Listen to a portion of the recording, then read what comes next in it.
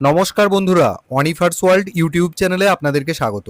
Polling পার্সোনেলদের P-1 day এবং polling ডেতে খাবার তালিকা এবং খাবারের খরচের তালিকা দিয়ে দিল পূর্ব মেদিনীপুর ডিস্ট্রিক্টের ভগবানপুর 2 নম্বর বিডিও অফিস থেকে। এখানে মিল চার্ট এবং তার খরচ কত হবে সেটা একটু দেখে নিন আপনারা। এটা জায়গা ভেদে নানা রকম হতে পারে, তবে স্ট্যান্ডার্ড রেট ধরেই কিন্তু এটা দেওয়া হয়েছে।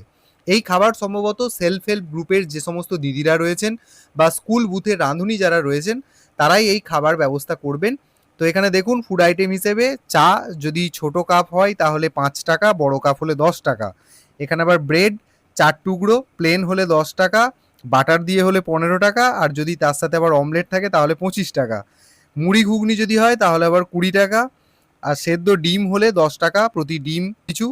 আর এমনি যেগুলো হাত রুটি হয় আর কি, সেগুলো প্রতি রুটি পিছু 7 টাকা, আর যদি তাতে আবার মাখন দিয়ে দেওয়া হয় তাহলে হবে 10 টাকা।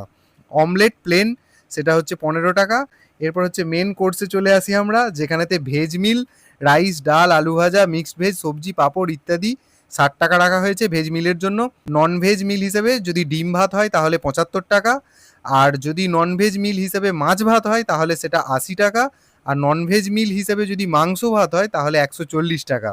আর যদি কারোর মিষ্টি বা দই খাওয়ার ইচ্ছে থাকে তাহলে সেক্ষেত্রে 10 টাকা ধরা হয়েছে। তো এখানে স্ট্যান্ডার্ড একটা মিল মেনু এবং তার যে খরচ সেটা দেওয়া হয়েছে।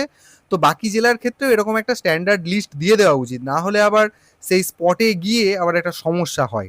তো যাই হোক, ভোট কর্মীদের সুবিধার্থে এই ভিডিওটি অবশ্যই সকলের সাথে শেয়ার করুন, এবং আপনারা যারা আমার চ্যানেলে নতুন তারা চ্যানেলটিকে সাবস্ক্রাইব করে নিতে ভুলবেন না।